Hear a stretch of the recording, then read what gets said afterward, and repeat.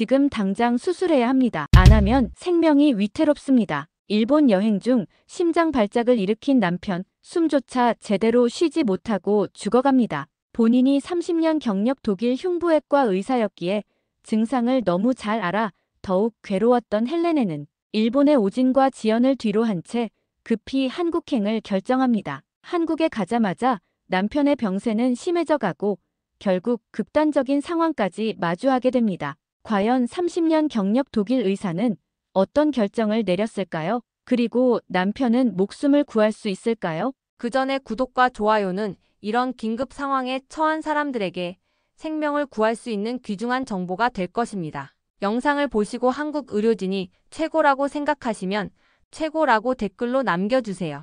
그럼 사연 바로 시작합니다. 저는 헬레네 베르만 63세입니다. 독일에서 30년간 흉부외과 의사로 일했습니다. 그런 제가 한국에서 무릎을 꿇었습니다. 독일 베를린 의대병원에서 저는 완벽주의자로 불렸습니다. 30년간 단 한 번의 수술 실패도 없었죠. 동료들은 저를 살아있는 의학 교과서라고 부르곤 했습니다. 은퇴 후 남편 하인츠와 함께 꿈꿔왔던 아시아 여행을 떠났어요. 하인츠는 베를린 공과대학에서 35년간 기계공학을 가르친 교수였습니다. 우리 부부는 독일식 정확성과 체계를 자랑스러워했어요. 일본은 우리의 첫 번째 목적지였습니다. 독일만큼 체계적인 나라라고 기대했거든요. 도쿄 신주쿠 호텔 새벽 3시 30분. 갑작스러운 신음소리에 잠이 깼습니다. 하인츠가 가슴을 움켜쥐고 있었어요. 얼굴이 새하얗게 질려 있었습니다. 가슴이 짓눌리는 것 같아. 하인츠가 겨우 내뱉은 말이었어요. 목소리가 평소보다 가늘고 약했습니다. 제 심장이 쿵쾅거리기 시작했습니다. 의사로서의 차가운 판단과 아내로서의 불안이 뒤섞였어요. 이건 심근경색의 전조 증상이야. 30년 동안 수많은 심장 환자를 봐온 제 눈에도 이건 심상치 않았습니다. 30년 경험이 경고하고 있었어요. 하지만 동시에 아내로서의 제가 그 현실을 받아들이고 싶지 않았어요. 응급실로 가야 해. 지금 당장. 호텔 로비로 내려가는 엘리베이터 안에서 하인츠가 벽에 기댔습니다. 거울에 비친 우리 모습이 초라해 보였어요. 이국 땅에서 홀로 떨고 있는 노부부 같았습니다. 그런데 그 순간 제 머릿속에 떠오른 것은 독일에서의 마지막 수술이었습니다. 65세 남성 환자였는데 정확히 하인츠와 같은 증상을 보였거든요. 교수님, 이 환자는 단순 흉통이 아닙니다. 즉시 수술해야 합니다. 그때 제가 레지던트에게 했던 말이었어요. 결국 3시간 만에 관상동맥 우회수를 시행했고 환자는 완전히 회복됐습니다. 만약 하루만 늦었어도 생명이 위험했을 거예요. 하지만 지금은 상황이 달랐습니다. 저는 환자의 아내였고 이곳은 독일이 아닌 일본이었어요. 제가 아무리 30년 경험의 의사라고 해도 여기서는 그저 불안한 보호자일 뿐이었습니다. 택시를 기다리는 동안 하인츠의 상태가 더 악화됐어요.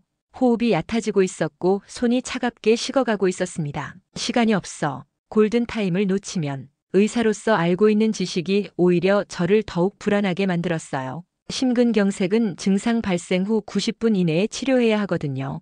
이미 30분이 지났습니다. 드디어 택시가 도착했을 때 운전기사는 제 다급한 표정을 보더니 즉시 상황을 파악했어요. 일본어를 못하는 저희를 위해 병원에 미리 연락까지 해주었습니다. 그 순간 일본인의 배려심에 감동했어요. 하지만 동시에 두려움도 커졌습니다. 과연 일본 의료진이 제 판단을 믿어줄까? 독일에서는 동료들이 제 의견을 존중했지만 여기서는 어떨까요? 택시가 병원으로 향하는 동안 하인츠가 제 손을 꽉 잡았어요. 헬레네, 고마워. 당신이 있어서 다행이야. 그 말을 듣는 순간 눈물이 날 뻔했습니다. 30년간 수많은 환자를 구했지만 정작 가장 소중한 사람을 구할 수 있을지 확신이 서지 않았거든요. 30년 경험이 경고하는데 과연 일본에서 제대로 된 진단을 받을 수 있을까요? 도쿄 대학병원 응급실에 도착했을 때는 새벽 4시가 지났어요. 유리문 너머로 하얀 불빛이 새어나왔습니다. 하인츠를 부축해서 들어가는데 제 다리가 후들거렸어요. 접수대의 간호사는 정중했지만 표정이 무표정했습니다. 마치 로봇 같다는 생각이 들었어요. 제가 의사라고 말해도 그들의 눈빛에는 변화가 없었습니다. 증상이 언제부터 시작되었나요? 통역을 통해 들리는 질문들이 너무 기계적이었어요. 환자를 보는 게 아니라 서류를 작성하는 것 같았습니다. 지금 당장 심전도와 혈액 검사가 필요합니다. 심근경색 의심 환자예요. 제가 간곡히 부탁했지만 젊은 의사는 고개를 저었습니다. 일시적인 증상으로 보입니다. 스트레스나 피로 때문일 거예요. 그 순간 제 가슴이 덜컥 내려앉았어요. 30년간 쌓인 경험이 비명을 지르고 있었는데 그들은 듣지 않으려 했습니다. 하지만 더 충격적인 건 그 이후였습니다. 일본 의료진은 체계적이고 정중했지만 그 체계가 오히려 발목을 잡고 있었어요. 죄송하지만 추가 검사를 위해서는 상급자 승인이 필요합니다. 지금이 몇 시인데 상급자 승인이요? 환자가 죽을 수도 있어요. 규정상 어쩔 수 없습니다. 오전 8시에 과장님이 출근하시면 제가 독일에서 경험한 것과는 완전히 달랐어요. 베를린에서는 응급 상황에서 의사 개인의 판단이 최우선이었는데 여기서는 시스템과 절차가 환자보다 중요해 보였습니다. 더 기가 막힌 건 비용 문제였어요. 간단한 진통제 처방에도 복잡한 서류가 필요했고 외국인이라는 이유로 선납금을 요구했습니다. 헬레네, 나 괜찮아. 그냥 호텔로 돌아가자. 하인츠가 제 팔을 잡으며 말했어요. 고통스러워하면서도 제 걱정을 하고 있었습니다. 안 돼요. 당신은 지금 위험한 상태예요. 하지만 일본 의료진은 이미 결론을 내린 상태였어요. 스트레스성 흉통이라는 진단서를 내밀며 이틀 정도 쉬면 괜찮아질 거라고 했습니다. 그 순간 제가 평생 믿어왔던 의료 선진국이라는 개념이 흔들렸어요. 최신 장비는 있었지만 그것을 활용하는 건 다른 문제였습니다. 병원을 나오면서 하인츠의 걸음걸이가 더욱 위태로워졌어요. 제가 팔을 받쳐주지 않으면 넘어질 것 같았습니다. 뭔가 잘못됐어. 내 몸이 이상해. 하인츠의 목소리가 점점 약해지고 있었어요. 피부색도 더욱 창백해졌습니다. 호텔로 돌아가는 택시 안에서 저는 절망감에 빠졌습니다. 제가 30년간 쌓아온 의학 지식과 경험이 이곳에서는 아무 의미가 없었어요. 호텔 방에서 노트북을 켜고 인터넷을 뒤졌습니다. 손가락이 떨려서 키보드를 제대로 누르기도 어려웠어요. 아시아 심장병원, 응급심장수술 같은 단어들을 검색했습니다. 그때 한 사이트가 눈에 들어왔어요. 서울대학교병원 국제진료센터였습니다. 홈페이지를 들어가 보니 영어로 된 상세한 안내가 있었어요. 더 놀라운 건 외국인 환자들의 후기였어요. 독일에서 왔는데 수술 결과가 완벽했습니다. 미국 병원에서 수술 거부당했는데 여기서는 성공했어요. 영국 의료진도 포기했던 환자를 살려냈습니다. 제 심장이 두근거리기 시작했어요. 하지만 의심도 들었습니다. 한국 병원이 정말 그 정도일까? 그런데 더 검색해보니 놀라운 사실들이 나왔어요. 한국의 의료기술이 이미 세계 최고 수준이라는 기사들이었습니다. 2023년 심장수술 성공률 세계 1위, 한국 독일 의사들도 인정한 K-메디컬의 혁신 미국보다 빠르고 정확한 한국의 응급 시스템. 이런 기사들을 보면서 제가 얼마나 편견에 사로잡혀 있었는지 깨달았어요.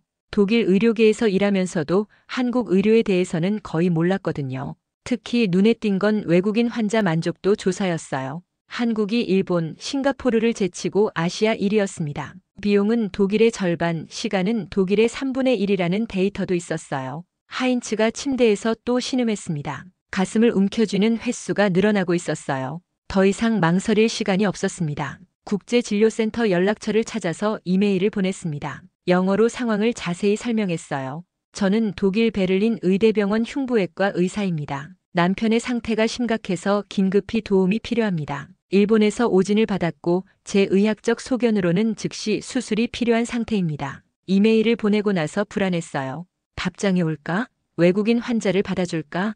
그런데 놀랍게도 1시간 만에 답장이 왔어요. 박소영 코디네이터라는 분이었습니다. 안녕하세요, 베르만 교수님. 상황을 이해했습니다. 이준호 교수님께 전달드렸고 즉시 진료 가능하다고 하십니다. 내일 오전 응급실로 바로 오시면 됩니다. 제 눈이 휘둥그레졌어요. 이렇게 빠르고 정확한 답변을 받을 줄 몰랐거든요. 더군다나 교수님이라고 호칭까지 써가며 정중하게 대해주었습니다. 바로 전화를 걸었습니다. 여보세요, 국제진료센터입니다. 유창한 영어였어요. 박소영 씨는 제 상황을 다시 한번 확인하고 병원 오는 방법부터 준비물까지 차근차근 설명해 주었습니다. 걱정하지 마세요. 저희가 모든 걸 도와드리겠습니다. 이준호 교수님은 이런 응급 상황에 매우 능숙하시거든요.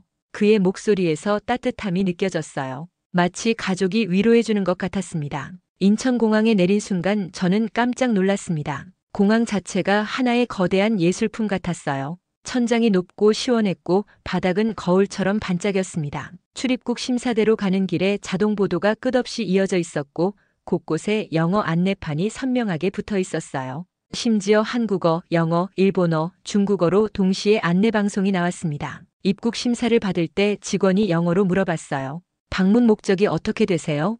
의료 관광입니다. 남편이 심장 치료를 받으러 왔어요. 그러자 직원의 표정이 부드러워졌습니다. 아, 그러시군요.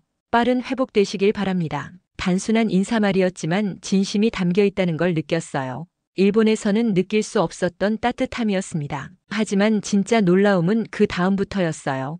공항에서 나오는 순간 하인츠가 갑자기 비틀거렸습니다. 헬레네, 어지러워. 얼굴이 더욱 창백해지면서 식은땀이 흘러내렸어요. 상황이 심각해졌습니다. 도와주세요. 응급 환자예요. 제가 소리치자 공항 직원들이 즉시 달려왔어요.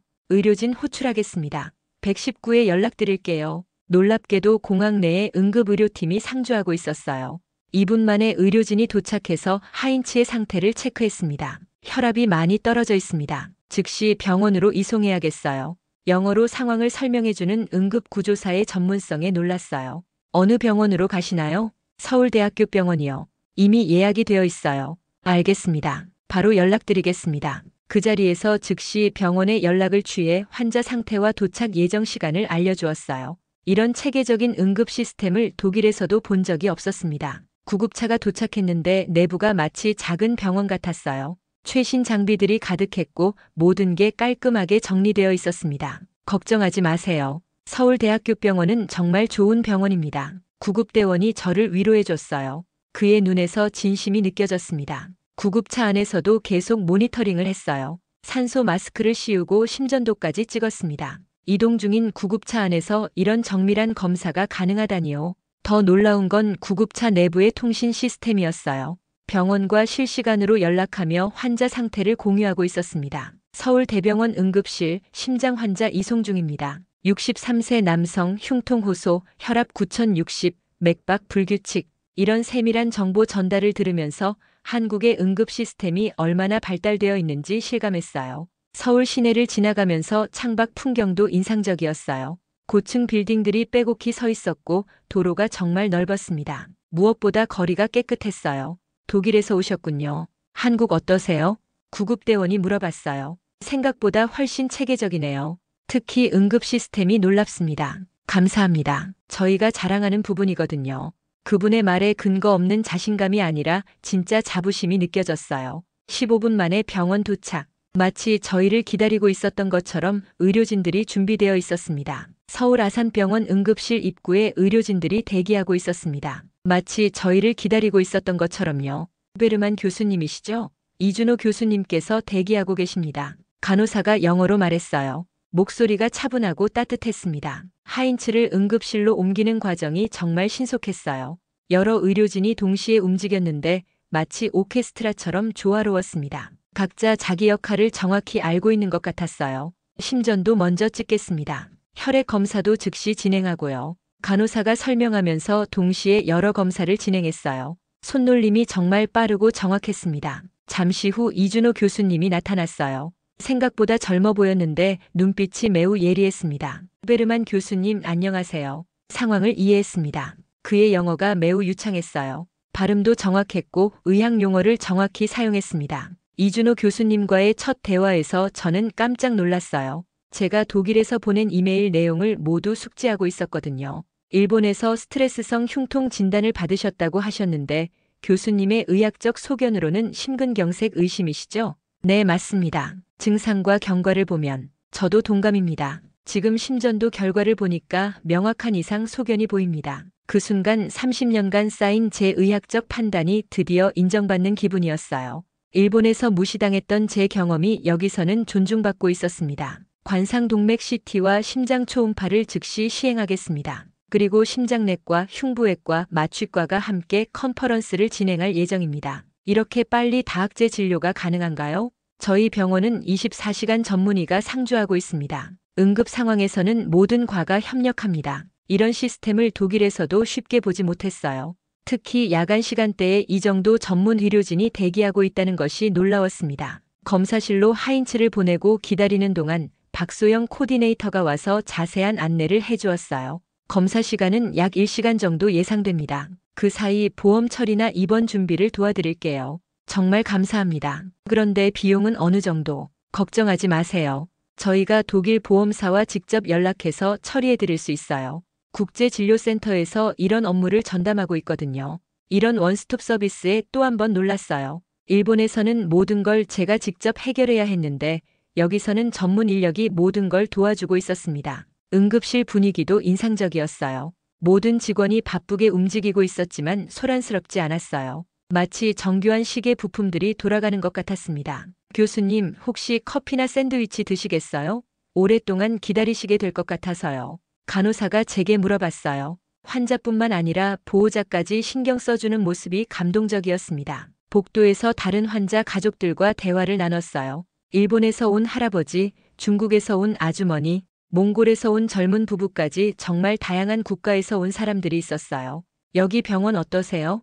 일본 할아버지에게 물어봤어요. 정말 좋습니다. 일본보다 빠르고 정확해요. 그리고 무엇보다 따뜻해요. 그 말을 듣고 제 선택이 옳았다는 확신이 들었어요. 검사 결과가 나오기까지 2시간. 과연 제 직감이 맞았을까요? 그리고 한국 의료진의 진단은 2시간 후 이준호 교수님이 검사 결과를 들고 나왔어요. 표정이 심각했습니다. 베르만 교수님, 결과가 나왔습니다. 관상동맥 2곳에 심각한 협착이 있고 승모 판막에도 문제가 보여요. 즉시 수술이 필요한 상태입니다. 머리가 하얘졌어요. 역시 제 직감이 맞았구나 싶으면서도 상황의 심각성에 다리가 후들거렸습니다. 협착도가 90% 이상이었어요. 이 정도면 언제 완전 폐색이 일어날지 모르는 상황이었습니다. 일본 진단은 완전히 잘못된 것이었어요. 그 순간 분노와 안도감이 동시에 밀려왔어요. 만약 일본에서 그대로 있었다면 하인츠는 급히 독일 보험회사에 전화를 걸었습니다. 상담원은 한국 병원에서의 응급수술에 대해 의외라는 반응을 보였어요. 서울 아산병원에서 관상동맥 우회술과 판막 수술이 필요하다고 설명했지만 보험 네트워크 확인이 필요하다며 3일을 기다리라고 했습니다. 환자가 응급 상황인데도 절차상 확인이 필요하다는 답변에 화가 치밀어 올랐어요. 30년간 독일 의료계에서 일하면서 보험료를 꼬박꼬박 냈는데 정작 필요할 때는 이런 식이라니요. 그때 이준호 교수님이 다가와서 상황을 물어봤어요. 독일 보험사에서 승인이 쉽지 않다고 하니까 걱정하지 말고 일단 수술부터 하자고 했습니다. 비용 문제는 나중에 해결하면 된다는 거였어요. 그 말을 듣고 눈물이 핑 돌았어요. 돈 걱정하지 말고 환자부터 살리자는 말을 독일에서는 들어본 적이 없었거든요. 박소영 코디네이터가 자세한 비용을 안내해 주었어요. 관상동맥 우회술과 판막 수술을 포함해서 대략 4천만 원, 독일 돈으로 약 2만 8천 유로 정도였습니다. 독일에서 같은 수술을 받으면 최소 8만 유로는 들 텐데요. 더 놀라운 건 세부 설명이었어요. 입원비, 수술비, 마취비, 재료비 모든 게 포함된 가격이었습니다. 추가 비용은 거의 없다고 했어요. 독일에서는 각 항목마다 별도 청구되는데 여기서는 패키지로 투명하게 제시하고 있었어요. 독일 보험사에 다시 전화해서 2만 8천 유로 정도라고 하니까 아직 확인 중이라며 최소 3일은 더 필요하다고 했습니다. 환자가 응급 상황인데도 규정상 어쩔 수 없다는 답변이었어요. 그 순간 제가 평생 믿고 살았던 독일 의료 시스템에 대한 환상이 무너졌어요. 환자의 생명보다 규정과 절차가 더 중요하다는 식이었습니다. 반면 한국 의료진은 보험 승인을 기다리지 말고 일단 환자부터 살리자고 했습니다. 하인츠에게 돌아가서 상황을 설명했어요. 독일 보험사는 너무 복잡하게 만든다고 여기서 수술받자고 했습니다. 우리가 평생 믿어온 독일 의료에 대해 하인츠가 의문을 표하자 시스템은 환자가 아니라 돈을 본다는 걸 깨달았다고 말했어요. 한국 의료진이 훨씬 더 환자 중심이라고요. 그 순간 깨달았습니다. 진정한 의료가 무엇인지를. 과연 한국에서의 수술은 성공할 수 있을까요? 수술 준비가 시작됐습니다. 간호사들이 하인츠를 수술복으로 갈아입히고 각종 검사를 추가로 진행했어요. 모든 과정이 체계적이고 신속했습니다. 이준호 교수님이 다시 나타나서 자세한 설명을 해주었어요. CT 결과를 다시 보니까 상황이 좀 더 복잡했습니다. 관상동맥 협착뿐만 아니라 승모 판막 손상도 예상보다 심각했어요. 그럼 관상동맥 우회술과 함께 인공판막 삽입도 해야 할 것 같다고 했습니다. 수술이 좀 더 복잡해진다는 거였어요. 순간 머리가 복잡해졌어요. 원래 계획보다 훨씬 큰 수술이 되는 거였습니다. 수술 시간은 최소 12시간에서 15시간 정도 예상된다고 했어요. 그렇게 긴 수술을 한국에서 받아도 될까 싶어 갑자기 불안해졌습니다. 그런데 놀라운 일이 일어났습니다. 의료진이 상황 변화에 전혀 당황하지 않았어요. 마치 이런 일에 익숙한 것처럼 침착하게 대응했습니다. 인공 판막 준비가 즉시 시작됐고 마취과에도 연락이 갔어요. 간호사들이 누가 지시하지 않아도 각자 자기 역할을 정확히 알고 움직였습니다. 장비 교체가 필요하면 바로 준비하고 수혈 준비도 미리 해뒀어요. 회복실 침대도 예약해놨다고 했습니다. 이런 유연한 대응을 독일에서도 보기 어려웠어요. 보통은 계획이 바뀌면 각 부서에 다시 승인받고 스케줄 조정하고 복잡한 절차를 거쳐야 하거든요. 이준호 교수님이 제게 다시 설명해 주었어요. 걱정하지 말라고, 자신들은 이런 복합수술에 매우 익숙하다고 했습니다. 오히려 한 번에 다 해결하는 게 환자에게 더 좋다는 거였어요. 그분의 목소리에서 자신감이 느껴졌어요. 허세가 아니라 경험에서 나오는 진짜 자신감이었습니다. 이 정도 복잡한 수술도 자주 하냐고 물어봤더니 일주일에 서너 번은 한다고 했어요. 특히 외국 환자들 중에 이런 복합 질환이 많다고 했습니다. 일주일에 서너 번이라니요. 독일 베를린 의대에서도 이 정도 빈도는 아니었어요. 마취과 의사도 와서 설명해 줬습니다. 복합 수술이지만 마취는 문제없고 자신들은 이런 장시간 수술에 특화된 시스템이 있다고 했어요. 그분도 영어가 유창했어요. 의학 용어를 정확히 사용해서 설명해 주었습니다. 수술실로 이동하기 전에 하인츠와 마지막 대화를 나눴어요. 무섭냐고 물어봤더니 조금 무섭지만 여기 의사들을 보니까 안심된다고 했어요. 정말 전문적이라고 했습니다. 저도 그랬어요. 이렇게 빠르고 유연한 시스템은 독일에서도 못 봤다고 했어요. 하인츠를 수술실로 보내고 나서 저는 보호자 대기실에 앉았어요.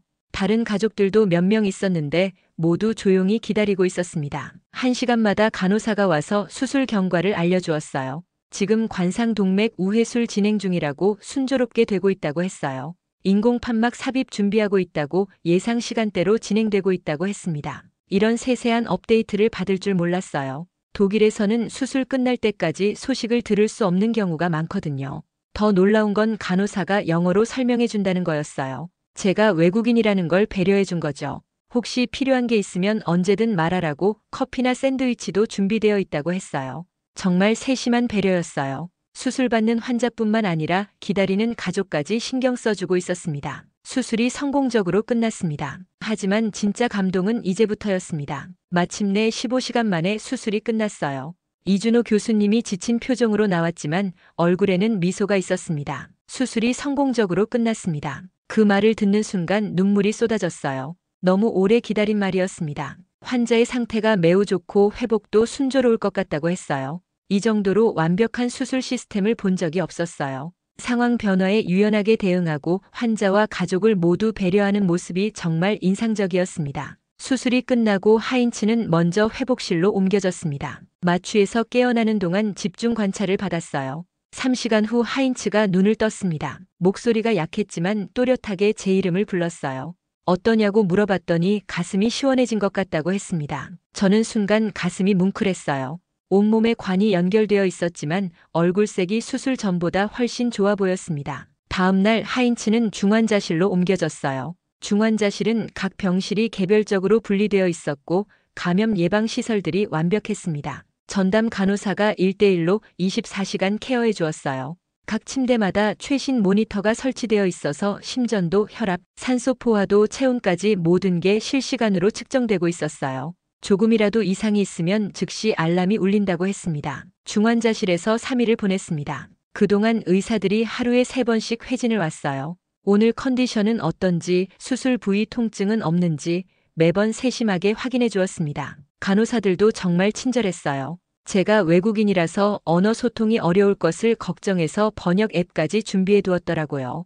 혈압약은 이 시간에, 항생제는 이 시간에 맞으라고 모든 설명을 영어로 해주었습니다. 간호사가 모니터를 가리키며 설명해 주었어요. 이 모니터로 환자 상태를 24시간 관찰한다고, 조금이라도 이상이 있으면 즉시 알람이 울린다고 했습니다. 화면에 하인츠의 생체 신호가 실시간으로 나타나고 있었어요. 수치가 모두 정상이라고, 수술이 정말 잘 됐다고 했습니다. 정말 그런 것 같았어요. 수술 전 그토록 괴로워하던 가슴 통증이 사라진 것 같았습니다. 이준호 교수님이 회진을 왔어요. 어떠냐고, 통증은 없냐고 물어봤더니 하인츠가 훨씬 나아진 것 같다고 했어요. 수술이 정말 성공적이었다고, 관상동맥 3곳을 우회했고 판막도 완벽하게 교체했다고 했습니다. 교수님이 수술 사진을 보여주며 설명해 주었어요. 수술 전후 비교 사진을 보니 확실히 달라진 게 보였습니다. 이제 심장이 정상적으로 뛸 수 있고 혈액순환도 원활해졌다고 했어요. 중환자실에서 상태가 안정되자